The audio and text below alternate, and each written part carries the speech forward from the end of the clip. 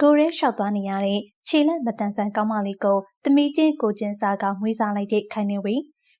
ကတော့လူအများကြားမှာပရဟိတမိခင်ကြီးလို့တောင်ပြောစမှတ်တွေနေကြတာဖြစ်ပါတယ်။လူအများအပေါ်မှာကယ်တင်ပေးရဲ့ကျေးဇူးတွေကလည်းအများကြီးရှိပါတယ်။လက်တလုံးမှာဆိုရင်လည်းခိုင်နှင်းဝေကအသက်9နှစ်အောက်အရွယ်တွေကိုကယ်တင်ပေးုံတွေမကတော့ပဲအသက်20ကျော်အရွယ်ခိုလုံရမယ့်အမျိုးသမီးတွေကိုပါကယ်တင်ပေးလို့နေပါပြီ။ပြီးခဲ့တဲ့ရက်မှာအသက်22နှစ်သားရှိတဲ့ရွှေဦးဆိုတဲ့ကောင်မလေးက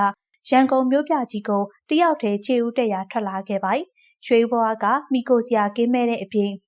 ကိုခြေတော်ပေါ်ကိုရက်တီနိုင်ဖို့တောင်ခက်ခဲလာပါတယ်။လက်နှစ်ဖက်လုံးကတထောင်စစ်နာကနေမဲ့နေရဲ့အပြင်ခြေတော်တစ်ဖက်ကလည်းတိုးနေရပါ။နောက်တစ်ဖက်ကလည်းတာမန်လူတယောက်လိုမရှိတဲ့အတွက်လမ်းလျှောက်လို့မရပါဘူး။ဒါကြောင့်မို့တင်မနဲ့သာတရွတ်တိုက်သွားလာရတဲ့အနေထားပါ။ဒီလိုနေထားတဲ့ရွှေဦးကသူနေရဲ့မြို့လေးကနေရန်ကုန်ကိုတယောက်တည်းရထားစီးလာခဲ့ပါတယ်။ရထားပေါ်ကိုလည်းတရွတ်တိုက်တက်ခဲ့တဲ့အပြင်ဘေးတွဲတွေလည်းကိုယ်တိုင်ပဲငှားစီတာပါ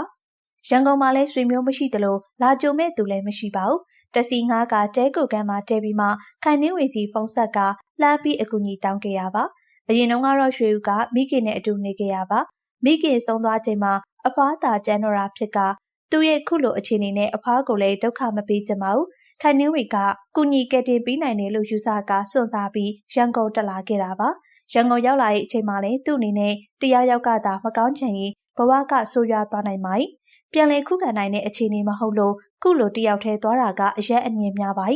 ရွှေဦးကခိုင်နှင်းဝေစီမှာဆိုမိခင်နဲ့နေတုန်းကလိုလုံခြုံမှုရနိုင်တယ်လို့ယူဆကအကူအညီတောင်းခဲ့ရပါဒါပေမဲ့ခိုင်နှင်းဝေကအစကတည်းကကလေးသာလက်ခံတာဖြစ်လို့ငင်းခဲ့ပါသေးရဲ့ဒါပေမဲ့ရွှေဦးရဲ့အခြေအနေမှန်ကိုမြင်သိရချိန်မှာမငင်းနိုင်တော့ဘဲလက်ခံလိုက်တာပါခိုင်နှင်းဝေကရွှေဦးကိုသူ့ဘေးမှာပဲပြီးနေမှာပါအသက်20ကျော်အရွယ်ကိုမမွေးသားဘူးပေမဲ့အသက်အကြီးဆုံးကလေးအဖြစ်ခေါ်ယူဆောက်ရှောက်လိုက်ရတာပါ